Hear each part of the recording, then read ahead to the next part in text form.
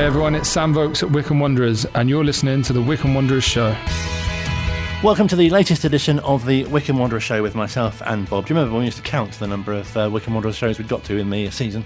I'm sure that ever since we've started those special little voiceover things, whenever we play them, then the player scores. Oh, have you noticed? Because Sam Vokes, of course, scored on Saturday. Yeah. So I think we should maybe get the whole team to record them and play them a lot. As a sort of a good luck thing. Indeed, yes. Yeah. So if you want to put a bet on Sam Vokes scoring against Gillingham, not that I'm condoning betting or anything. No, but it might financially benefit you. Yeah, yes, indeed. Or the station, because we haven't got much money really. Or it may not as well. We should do that disclaimer. We should indeed. Yes. If you enter after a certain time, you may still be charged. Betting amounts can go up and down, or whatever they say with regards to financial things.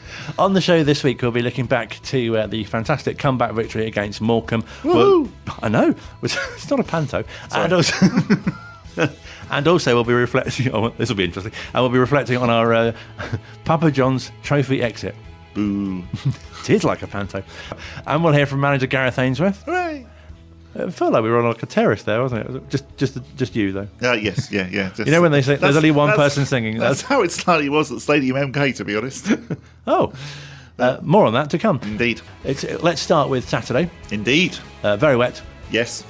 But 2-0 very down, exciting. and we were all thinking, As you would. And also, because Gareth had made so much about Morecambe being our bogey team, even though when you then looked back at the results, you thought, well, we haven't done too badly against them. It was like, self-fulfilling prophecy, Gareth. But then, all of a sudden... The half-time team talk. Yeah. And I always think that as well, is that you're quite often waiting, aren't you, to get to half-time sometimes if it's a bad performance.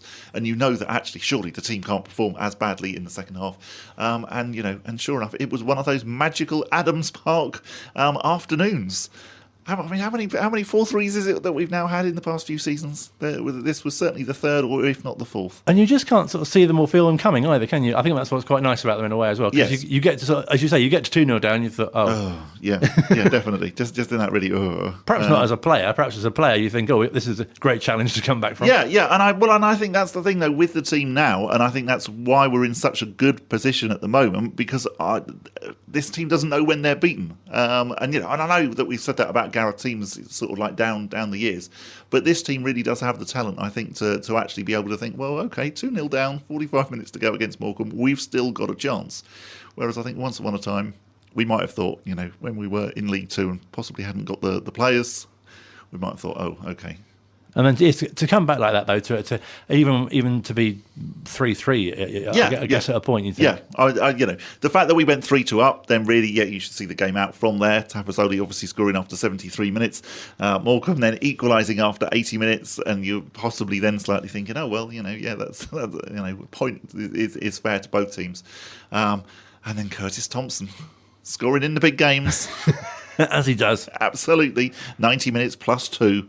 And just, limbs everywhere, I think is the phrase, isn't it? Yes. Well, apparently. Yes. We should provide a glossary for older people. Not that I was on the terrace, but I can imagine that it was limbs everywhere.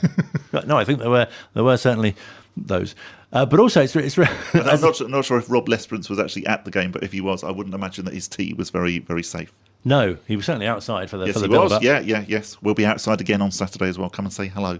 It's rare to have 2 home games on the bounce. It is, yes. And of course, the surprise this week as well, just the fact that the Gillingham game will be going ahead, even though we've got enough international call-ups. But again, I think that's a really good sign, isn't it? The fact absolutely. that we're actually saying, okay, we're going to play this game, even though we've got international call-ups. The confidence is obviously flowing even through the side.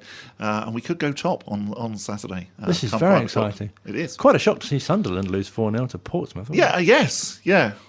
I mean, they're each other's bogey team in some way, aren't they? Whenever they play, you can just imagine them sitting around both saying, "We've got to get out of this division."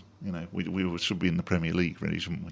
I felt sorry for these Sunderland fans who clearly had to make quite a long journey back. Yeah, I mean that is one of the longer journeys. But at the same time, I don't feel too sorry for them, because definitely when we went up there was very much a feeling of we shouldn't be playing little teams like Wycombe. No. And you think, well, goodness me, you've been in the League One longer than we have now. Yeah, you tell them. Yeah, that's told them. Any Black Cats fans? who probably aren't listening to this. But a very good result, a very good comeback, and fantastic 3 points, which keeps us in the hunt, as they say. It does. Which at this stage of the season is pretty good. That's all you need. Gareth spoke to Matt after the game.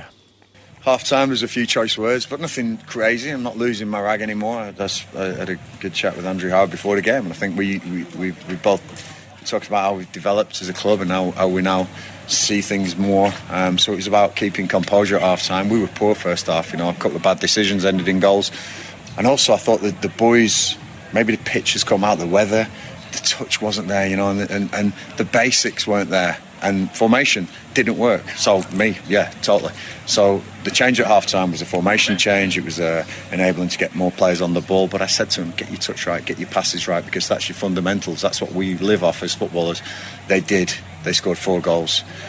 I mean, what a finish, in front of the terrace end there. They get some entertainment there, don't we? We should put the prices up in that terrace, I think. Don't give Rob any ideas.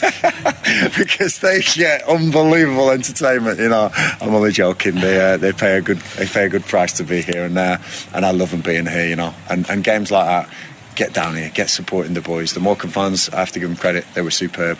And the Morecambe team, they deserved their 2-0 lead at half-time. We were poor, and they took advantage of that. But second half, I'm proud to say the boys responded. They gave me what I asked for, but also they gave more for each other.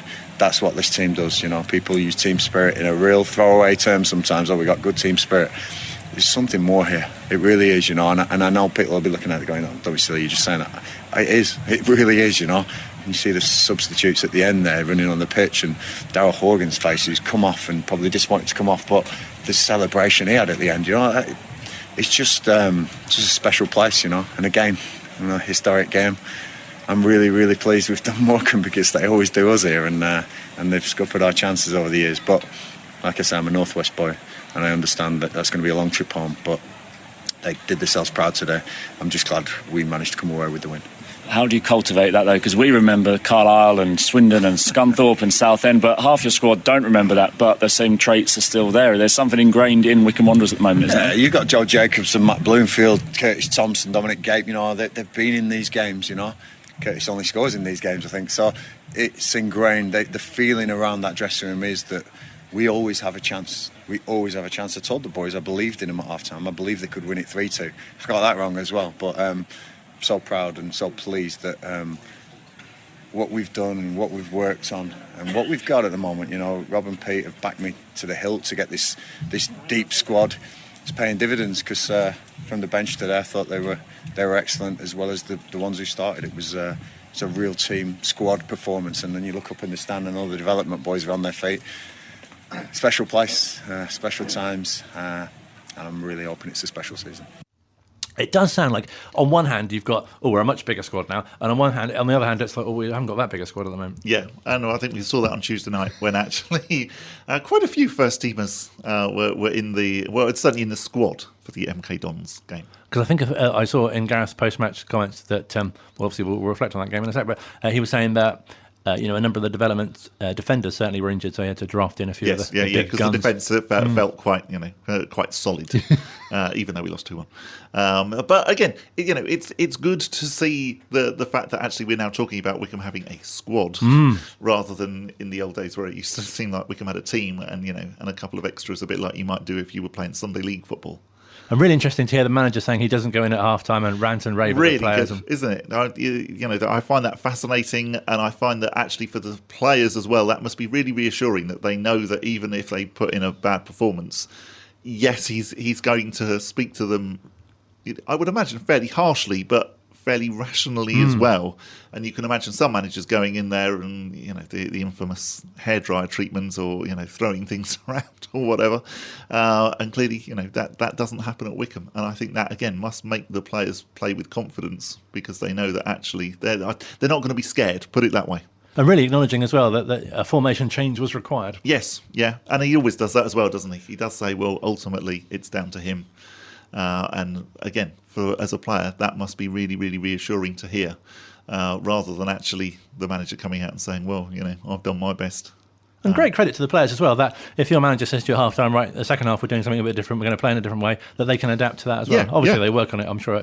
Definitely. But the fact that he was able to do that, and credit to the players, that they were able to then carry out his instructions basically to the letter and end up with the 3 points. Because certainly at half-time you would have been thinking, well, if we get a point out of this, we'll be doing well. You certainly probably wouldn't have imagined that we were going to get 3. No. 3 points in the bank. Indeed. And well done to Gareth McCleary, Player of the Month. Yes, yeah. Much deserved. Winning that competition. It's an in-joke. It's an in-joke. Knew that would make you laugh. Yeah, no, thank you. I appreciate that. Moving on to Tuesday night and a trip in the Papa John's Trophy, which, if Wycombe had won, would we still be in the competition? Yes. Yes, we would. Because it's a strange group stage thing. So because MK Dons and Aston Villa have now won both of their games and us and Burton have lost both of ours, we're both now out. So we've got an exciting dead rubber to come against Burton next month, which I'm sure will break attendance records, probably in the wrong way, at Adams Park. But yes, had we won it, we still would have had a chance of getting through. So you went to Stadium MK? I did. It's a funny old place, Stadium MK. For a start, some teams, clubs, have pictures of players around the stadium outside. MK Dons have pictures of Marco Pierre White. Oh, does he do their catering? I assume that there is some connection there. I don't assume that it's a completely random thing. They're clearly well fed, if that's the case. You do sort of. We have Will the chef, though. It's a bit strange here. And also on the concourse, they have carpet. Oh. Which again, I've never seen at any other football ground. Obviously, if you go and you're in like the really posh bit, then yes, in football grounds they have carpet, but not for generally the supporters. They don't normally have carpet on the concourse. They do at MK Dons. Oh, strange, interesting. Strange place in front of the scenes news there. Indeed, yes. Perhaps Pete Winkelman likes a good carpet. I think he probably does. Yeah, or maybe they, somebody came along selling them cheap. Yes, that's right. But yes, and obviously slightly strange being in quite a big stadium for a Papa John's Trophy game. They made all of the MK Dons fans sort of sit together, sort of a few blocks down from us. And then strangely we were on the corner as well, which I don't really like, particularly when there aren't many of us. It would have been nice if they put us behind the goal. But they didn't. So we were over one of the corner flags. But the nice thing was, in the second half, every time JJ came over to take a corner, you know how normally maybe the person coming over and taking a corner would get a round of applause the first time that he did it.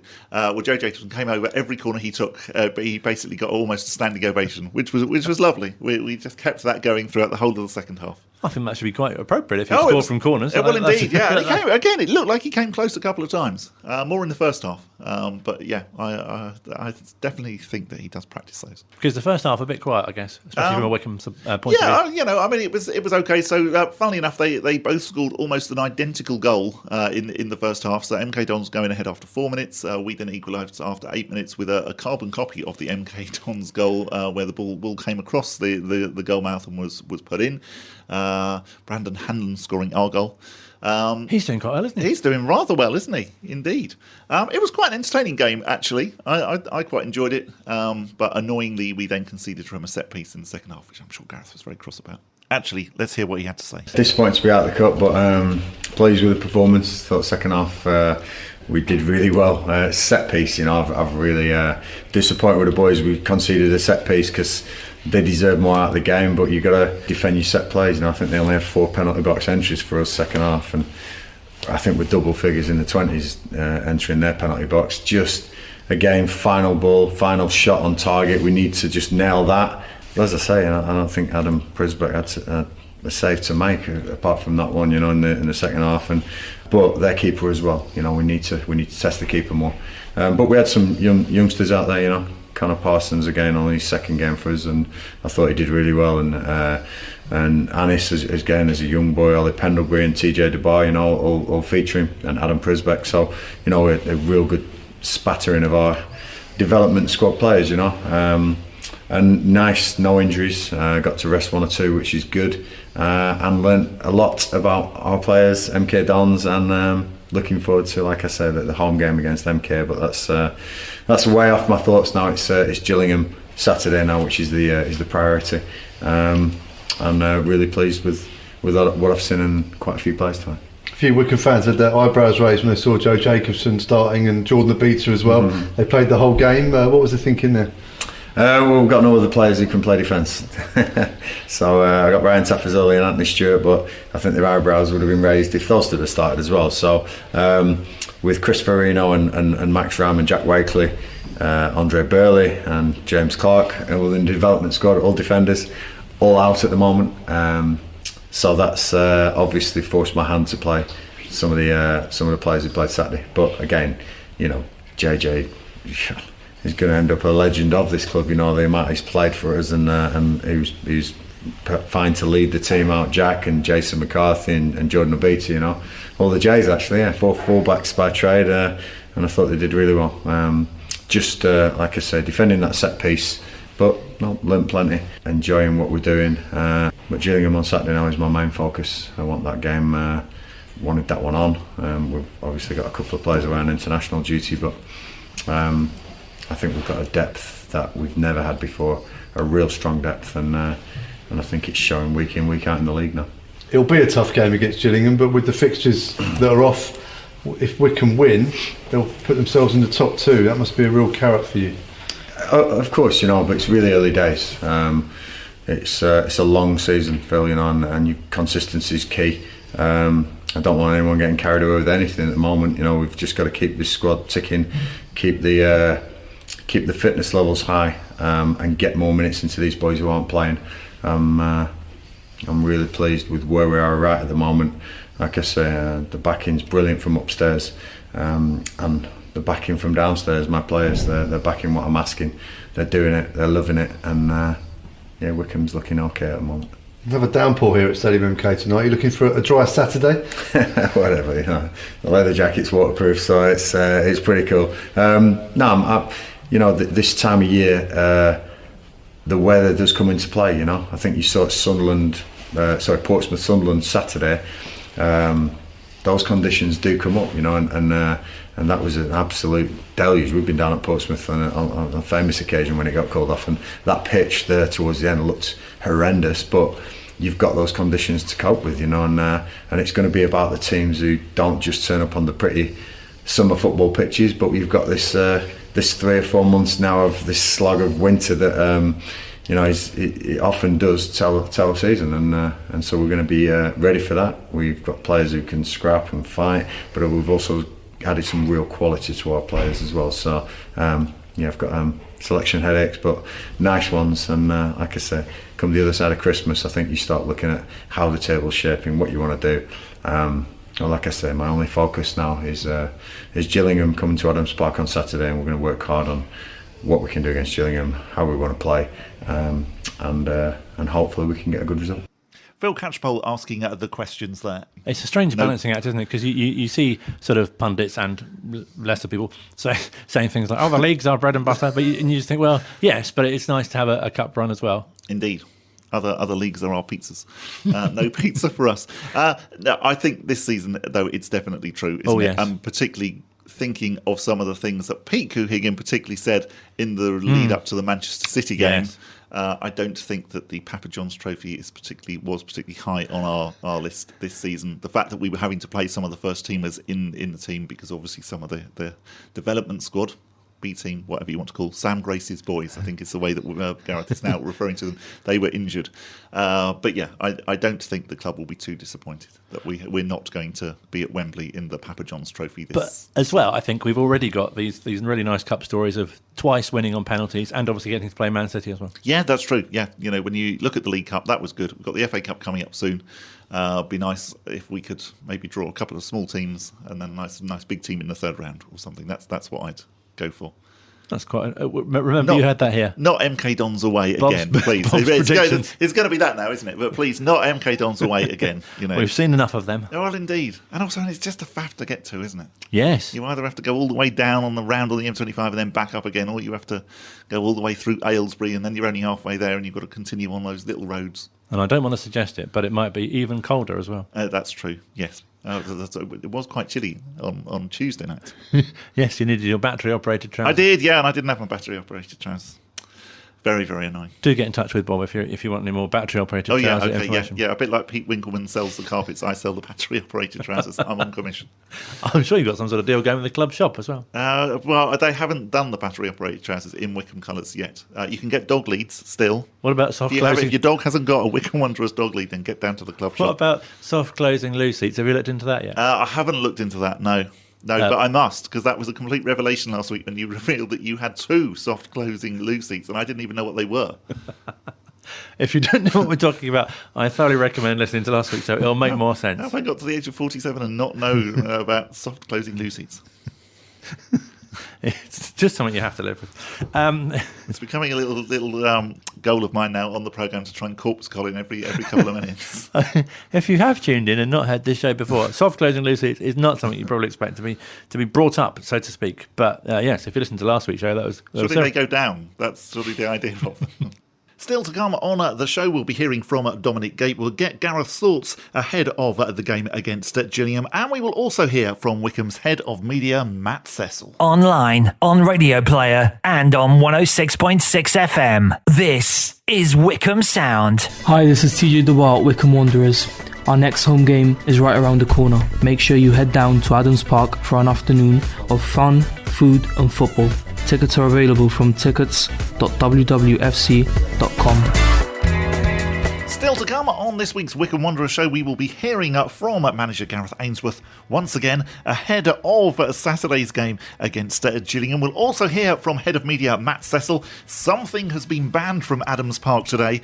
If you haven't been aware of the news, then stay tuned because Matt will be revealing all. And speaking of Matt Cecil, earlier on today, he had a chat with Dominic Gape. I thought it was lovely of the management staff to ease you back in against Man City as well for your first game back. What kind of experience was that for you? Yeah, to be fair, I was buzzing with that. Although it wasn't quite the result we wanted, we had our moment to go 1-0 where we could dream and believe and think, could this would be so Wycombe. But then at the same time, looking back on this generation of footballers when we're a bit older, I can say now I've picked my wits. I've played against the best in the world. I mean, probably the same as you, I sat and watched Sterling be England's best player in the summer, and a couple months later to play against him was just a brilliant experience, and I think all the boys share that, and it was just mind-blowing to see the levels and what the best looks like. So yeah, it was great. It must have been extra special as well, making that first appearance and kind of putting those injury problems behind, because it has been such a stop-start time for you, hasn't it? But just getting across the white line must have felt like a real achievement. Yeah, it's been tricky, but again, I'm here now, so this is where I'm at. It's nice to get some minutes on the pitch, to get through them, play some more minutes in Papa John's on Tuesday. Again, it's just nice. Like, I'm enjoying being out there. I'm enjoying training. I'm enjoying all the novelties, and yeah, it's touch wood. Like, things I stay fit and healthy, and can crack on now. While you've been absent from the team, the side have obviously enjoyed such a good start to the season. I know you've been at some of the games and watching from home from some of them, but what's been your take on the side start to the season? Yeah, same as every year since I've been here, really. Each year we seem to find more, we seem to go up a notch, the standards and the levels, and that's everywhere from at the training ground to sort of the way the boys are, how professional we are, the standard of player in the door.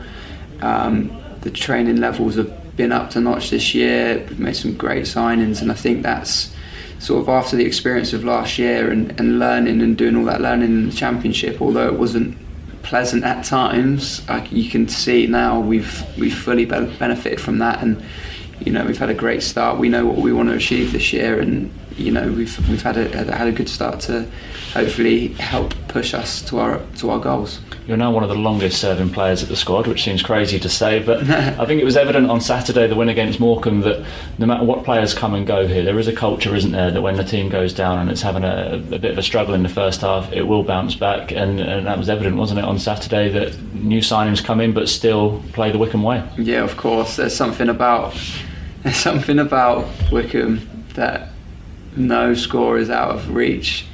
2-0 at half time, shouldn't even be batted an eyelid at now. But yeah, they're phenomenal, and I think it's the team spirit, the character. No one loses their heads. Everyone knows we've got the quality. We can still win the game, and the belief that the gaffer and Dobbo and the staff show in the players, and then the players to go out there and do it for each other. And it's a really special dressing room, and like moments like that keep happening because of the special dressing room. We said earlier it's been a bit of a stop-start time for you, and just when you play a game, something else happens and you end up in a medical room or hospital. You've been in hospital for different reasons this in recent times. Tell us. Me and my partner Maggie have had our first baby together. Yeah, we've got a newborn daughter called Mia. So yeah, as well as a good start on the pitch, a good start off the pitch for me as well. I'm delighted. Yeah. Yeah. How's the first week of fatherhood been? Yeah, it's been good. I'm fascinated. Catch myself staring, but yeah, it's all going well. Mum and baby are doing well, so yeah, it's exciting times. Was the birth better or not quite as good as scoring at Chesterfield? You shouldn't have to think about that, Dominic. Obviously, the birth was better, but the Chesterfield one is special as well. So. Two unbelievable moments, but yeah, I think last Wednesday was better. If baby was a boy, would you have called him Scott? Probably not. Just because I think Scott would have been a nightmare as a kid. Yes. Yeah. But yeah, Scotty's messaging me lots. Actually, he's desperate to come down and visit. I suppose you've had a lot of practice babysitting Scott Cashgate for a few years, so being a new father must be quite straightforward after putting up with him. Being a father's way easier than looking after Scotty. So he is coming down in a couple of weeks with Crewe, obviously, and this home form, I feel like we're getting into serious mode again now, talking about football, but the home form has been so key, hasn't it, for the side so far? Gillingham on Saturday, Crewe next up, and I guess the team are confident going into every game they're playing now. Yeah, definitely. The fans are amazing at Adams Park. See more and more coming in now, and there's a real good atmosphere. The boys are putting on a show, and it's good to watch. There's entertainment. Must be one of the best season tickets in the league in terms of entertainment. I know the Couigs are spending a lot and putting a lot into making the experience on match day as best as possible, and if the boys can keep performing and we can keep winning games at home, then yeah, it's going to become a real fortress, and hopefully it can stay like that all season. Matt Cecil there speaking to Dominic Gape. We're going to ask Matt now to change hats from interviewer to interviewee. I spoke to Matt earlier on today about the news that broke this afternoon about a certain thing that's being banned at Wycombe Wanderers, and we also talked about their attempts to get as many people to the game against Gillingham as possible. I put it to Matt that the first thing that the club really should be highlighting is don't leave early. Oh, yeah, tell me about it. It was so Wycombe, I think, is the saying that everyone has kind of started to adopt, that we become used to these sorts of games. And in fact, just this week on the website, we dug out 10 games in the last 4 years that have been high scoring with late drama. And you think usually you're lucky to see one every few years. And we've been blessed here at Adams Park, and there's just something about this place, this team and this manager that just creates the most intense drama and excitement right down to the final whistle. And Saturday, which is another perfect example, and you're right, I know people like to beat the traffic and get away before the end, but really, if you're going to pay for the ticket, you should get full value from it and watch all 98 minutes or whatever there might be. And completely, I never understand it, to be honest, Matt, because you wouldn't go to Cineworld or the Empire Cinema to see the new James Bond film and think, oh, with 10 minutes to go, actually I want to beat the traffic, I don't want to find out what happens at the end. And so even if it's the most boring 0-0 draw, still stay until the end, because as you say, it's so Wycombe anyway that actually we might do something wonderful that people will be talking about for years. Yeah. Exactly that, and to be honest, I think there maybe have been Wycombe teams down the years where you'd think they could play until Wednesday and not score. But this Wycombe side, and I think especially with the atmosphere that the fans generate, and I think you can really sense already the difference between this year and last season, where maybe there was one occasion last year, that Bristol City game, where we had this late drama and the Akinfenwa penalty. But without the fans there, sort of sucking the ball in and generating that noise and that atmosphere, it was maybe tougher for the boys to create that kind of late drama. So, certainly here with this team and the spirit that exists, and no matter what players come and go, that culture still seems to remain. So it was brilliant to watch, brilliant to be part of, and the dust is only just about settling before we open the gates again and welcome fans back in this Saturday. Yeah, and I know that there have been a couple of changes then. You've said today on social media and also on the official site as well that actually a new rule is coming in with regards to musical instruments. Yeah, it's a hot talking point. Every time we open the social media channels, we're very aware here of what's going on with the fans, and there's a lot of consultation that takes place privately as well as publicly, and the trust has had a lot of involvement in it. And we've also got a chief financial officer in Pete Kuig, who doesn't just stay in the boardroom for his 3-course meal, but he walks around every part of the stadium every match day. He speaks to people, he sees things firsthand, and just a lot of things have come across as the last few weeks that there's been some growing tensions, particularly in the terrace. Some people are really for the drum and they want everybody to get behind it and make loads of noise, and they'd have 20 drums in there if they could. And for some people, the drum and the noise that comes with it is it's just too loud, too much, and it riles some people up. So those kind of conflicts have just started to raise a few tensions, and the club have just had to take on board some feedback and think now's the time to take the sting out of those situations and just ask those fans not to bring their instruments for a bit, to put their energies instead into singing, into clapping, into making as much positive noise as they can behind the team. And we just hope that after a short period, hopefully, of no instrument, as we say, the sting will be taken out of the situation. And I think it's very impressive how you're going about this, and it doesn't sound draconian or anything like that, and clearly a lot of thought has gone into it. I completely appreciate that there'll be some people listening to this, and possibly fans further afield, who will have absolutely no idea what we're talking about whatsoever, and will think that's slightly bizarre.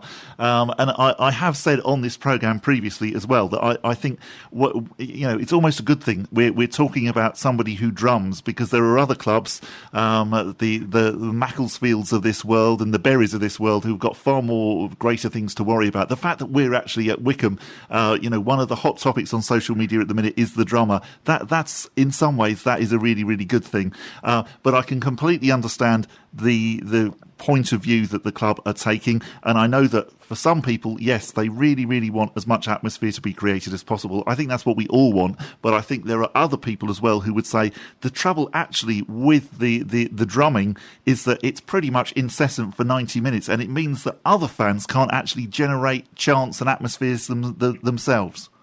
Yeah, I think we've actually just today had an hour-long meeting with the fan in question, and his energy and his positivity is absolutely not in question.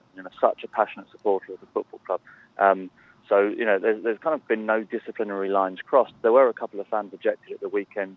Not him himself, people around him who are actually maybe against his actions and didn't want the drum to be quite so vociferous.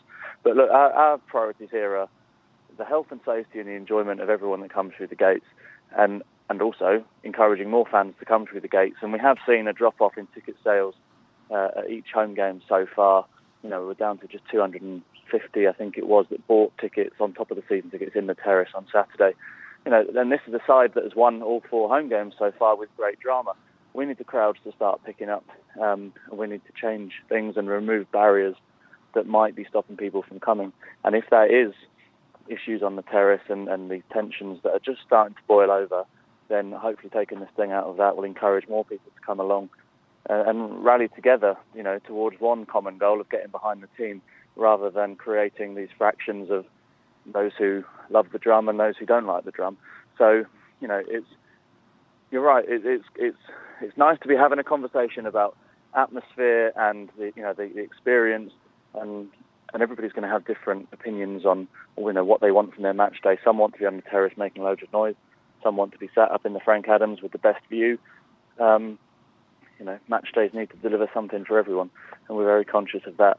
And we just hope that those that come on Saturday have a wonderful time, get behind the team, see our 5th win, and that might well leave us top of the table if we win and Plymouth don't, I think. So, plenty of positivity around the club. And as I say, we've met with the lad who plays on the drum today, and we've explained the rationale and told him this isn't a permanent step. It's just been taken to alleviate some problems in the short term and hope that it fixes them in the longer term. Yeah, well, I really appreciate the fact that you've taken time to come on and explain it all to us as well. And I completely echo everything that you've said. I hope everybody turns up on Saturday. Let's all get behind the team. And if we can end Saturday by being top of League One, then how wonderful that will be. Yeah, it's just, the expectations are different this year to 2 years ago, I think. I think we're actually tracking better than we were a couple of years ago when the Cougs had just come in and invested this money into a side that really was gearing up for a relegation battle and ended up winning promotion. And I think, Wycombe Wanderers as a club may have sailed under the radar a little bit in terms of, the national spotlight, and they're kind of expected to be at the top now because of the year in the Championship. We know it's a tough league. We are adhering to the cliche of it being one game at a time, and we know that Gillingham are going to be a tough side with, the manager and the calibre of players they've got. But there's just something about the club with the momentum at the moment. We as a club are so excited to watch this team, to support this team going forward throughout the season, get as many fans through the gate as possible, and really expand on it. And I have to say, the addition of the Wycombe Sound live broadcast from the car park has really helped with the experience as well. I think it's great hearing it boomed across the car park, and having you guys as part of the matchday experience has been a real boost for us as well. So I think all of these things tying together, working as closely as we can with the community is great, and it's such an exciting time to be part of the club. Oh, completely, yeah, and we absolutely love being there on a Saturday. We're very grateful that you have us there. We love playing and being part of the rock and roll football mentality at the club, and long may it continue. No, that's great. Thanks very much, Bob. And we'll see you Saturday. You will indeed. Still to come on the Wycombe Wanderers Show tonight, we will be hearing from Gareth Ainsworth ahead of the game against Gillingham on Saturday. Online, on Radio Player, and on 106.6 FM. This is Wycombe Sound. Still to come on tonight's Wycombe Wanderers Show, we'll hear the thoughts of Gareth Ainsworth ahead of Saturday's game against Gillingham. Wycombe Wanderers women beat the exotic-sounding London Benfica FC 3-0 in the FA Cup second qualifying round at the weekend. The Chairgirls' goals all came in the first half and were scored by Kiana Fryer, Emma Kern and Felicity West, and keeper Amy Whale also saved a second-half penalty. Afterwards, coach Dave Ward gave his thoughts along with Emma and Amy. Always nice to keep a clean sheet and to get a win, especially in the FA Cup. Really good performance from the girls, particularly in the first half. Second half, I thought we looked very comfortable. They didn't really cause us an awful lot of problems, and on another day perhaps we should have extended the lead and taken a few more opportunities, but overall got to be pleased with that, and it's progress to the next round. And Emma, congratulations on your goal today. How did it feel? Well, it's the FA Cup, isn't it? Everyone loves to score in the FA Cup. It's a great competition to be in. I think the effort from the girls today was fantastic. We all stuck together, we all worked hard, put in our tackles, played brilliant football, so all smiles. And Amy, congratulations on your many saves today. What was going through your mind during that penalty? Well, obviously I was worried because I wanted to keep the clean sheet for the team, and after a great performance of the girls, but I just knew that I had to save it, so yeah. Dare from Wycombe High School asking the questions. The Chairgirls will be away to Herne Bay in the third qualifying round. That game will take place at 2 p.m. on the 24th of October. And Wycombe Wanderers women are back in league action this Sunday when they are away to Woodley United, who of course Gareth Ainsworth plays for their men's side. Talking of Gareth, I spoke to him earlier on today and couldn't resist taking him back first of all to the game against Morecambe at the weekend. Very much I remembered the words that he'd said last season, that actually we would have done so much better in the Championship if fans had been allowed in, just the way that particularly in the second half of games the fans in the Valley Terrace are so good at sucking in the goals, and that's exactly what happened in the 4-3 victory over Morecambe.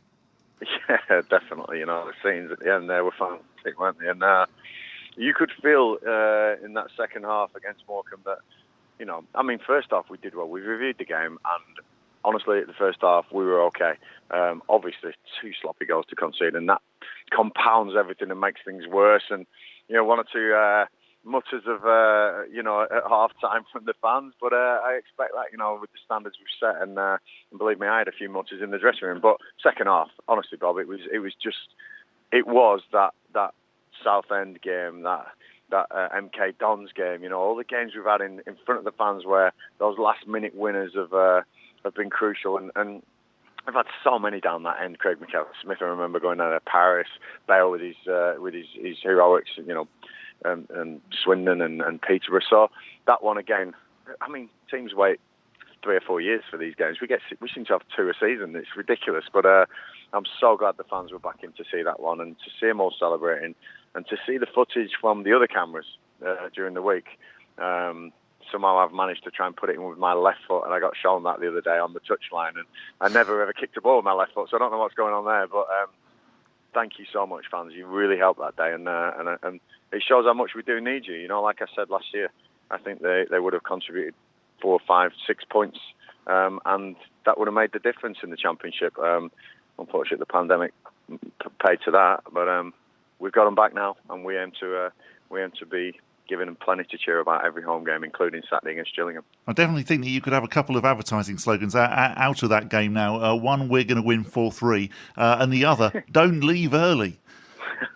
Don't leave early. If people are leaving Wycombe early now, after all the years, after the 10 years that we've had, and the goals that go in at 94, 95, I think we had 102 or 103 once against Exeter quite a while ago with a penalty from Paul Hayes. So it is the place for entertainment. It is the place to stay and stick around, and we're trying to make it where if you do stick around, you've got somewhere to go after, you've got your mates to have a beer with, you've got the football to watch afterwards, so stick around and watch the boys, because they're giving everything, believe me, and like you say, 4 goals, brilliant to score 4. Dobbo actually said to me, he said, we're going to hit 4 one day, and I didn't realise the opposition were going to hit 3 on that same day, and that's made it a close one, but we have got goals in us. We've got firepower in us, and I'm really looking forward to seeing what we can do against Gillingham on Saturday, which will be a very tough game because they fight like you wouldn't believe under Steve Evans. With regards to 2 goals in us, let's just take you back to Tuesday night first of all, and Brandon Hanlon, who's doing fantastically well. Yeah, I mean, I'm really pleased with Brandon. The way I spotted him as a young under 23 player at Charlton. Long time ago. There was him, a boy called Adi Aziz, who we got on loan, and a boy called Josh O'Mara, who we also got on loan. And all 3 of those were shining lights in Charlton's front line. And Brandon was just that little bit younger. But he had the pace. He had more pace than the other 2. And he probably was a little bit smaller. He developed a little bit later. But I'm glad to say now we've finally managed to get one of our long-term targets. And wow, he's turning into a real signing because they say 2 goals in the cup games, made a huge impact on Saturday when he came on. I thought he was a real spark and a real ignition to the forward play. Like I say, I don't like singling players out, but the new signings I think have really slotted in well into the Wycombe way. Josh, Volksy, Sully Kaikai scores the other night for his country as well, So these players that we wanted to bring in and just add to us, they really have, and I'm really proud of the way we're playing at the moment and the way they've settled in. But also, it's testament to the other boys, the way that players settle in here. You can be you can give what you give because I signed you to bring what you've been doing, and that's it. You don't have to do too much extra. We'll put that into you.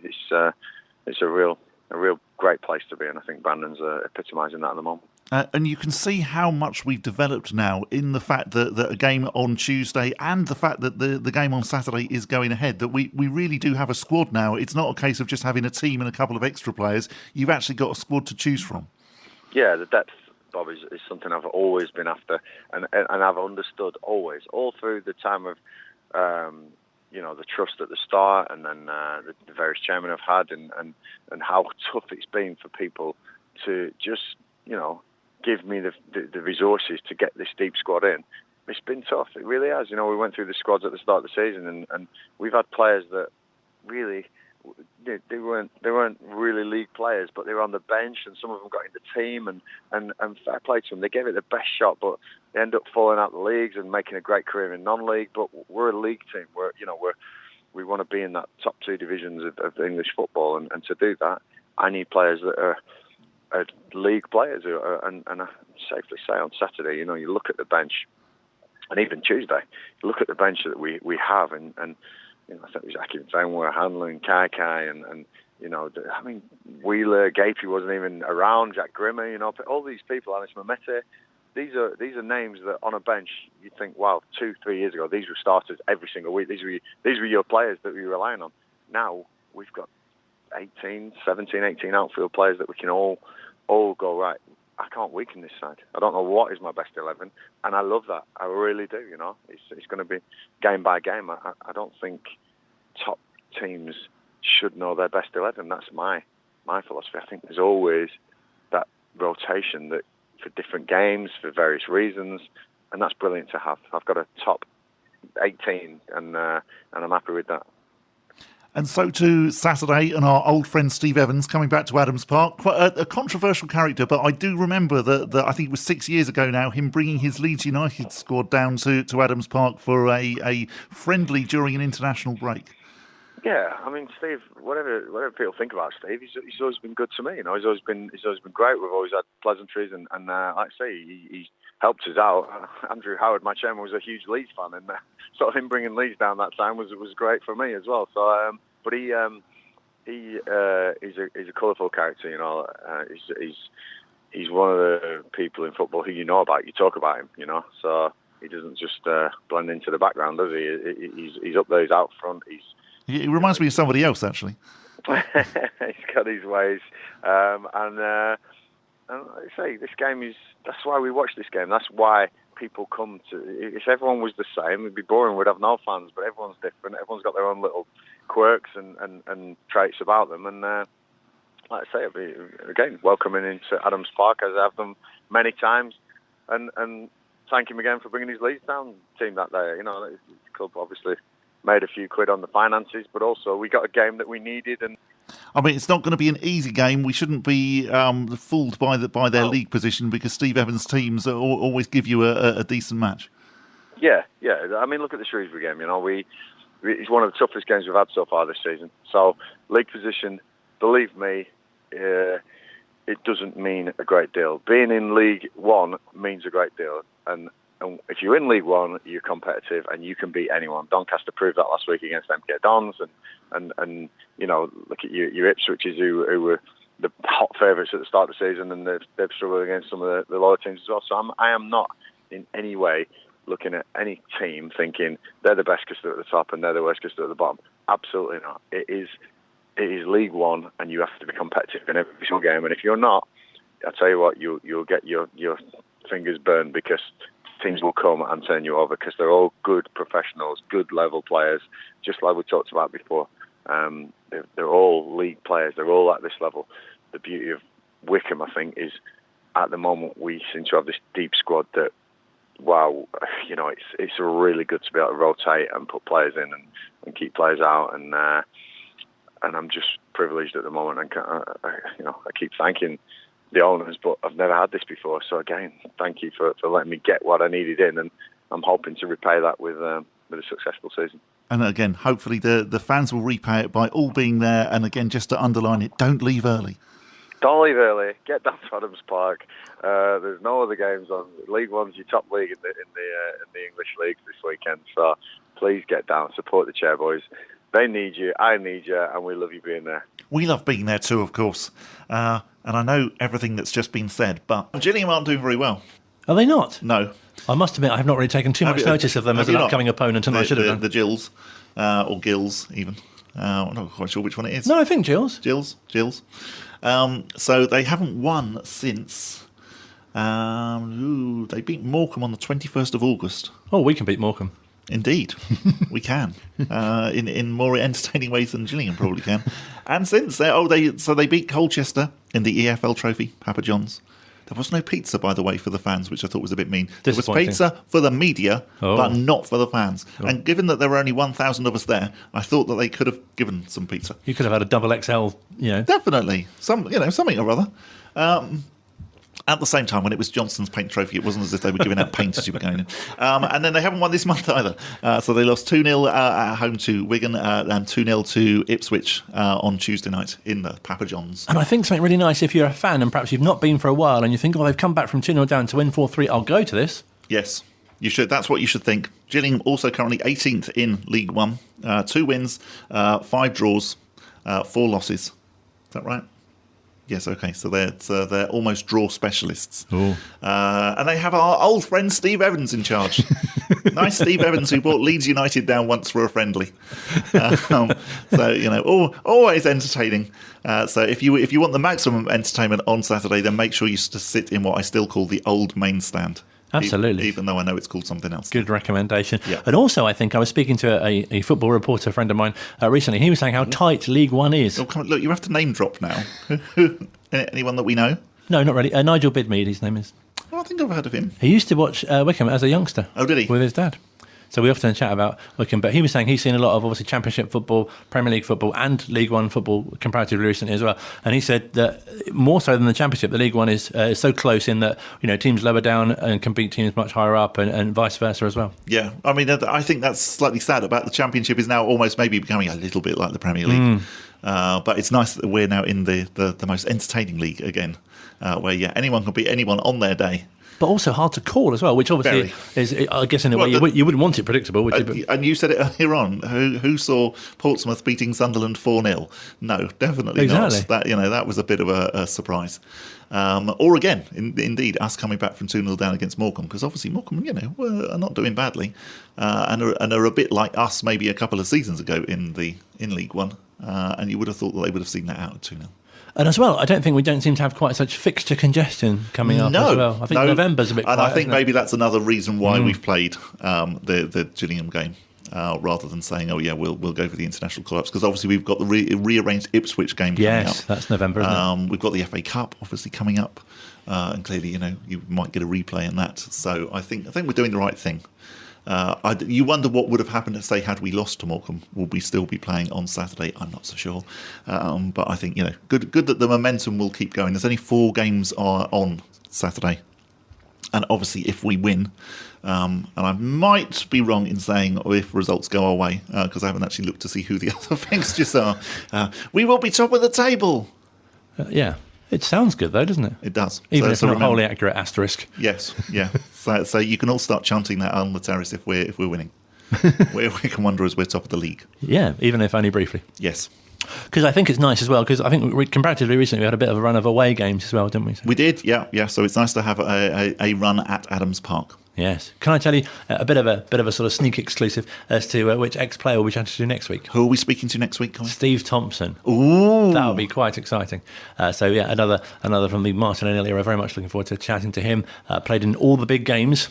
Yes, all of them. Yes, literally. England, West Germany, 1966. No, okay, maybe not quite that big. Think you played in that one. No, you said all the big games. Yeah, for Wycombe. Oh yes, of course. He didn't play in all the big games. Yes. Not all the big games in history. Don't think anyone's done that. No, okay. I can't come back with a no. It was mildly entertaining, but yes. Well done to you. I think it's probably about time that we finished, really. Yeah, no. Thank you very much for listening. Do join us next week. Also, if you haven't learned anything at all from the last 60 minutes or so, the one big message from this week is don't leave early, and make sure that you keep your accordions, your bagpipes, your recorders, your triangles at home. Remember, musical instruments are now banned from Adams Park.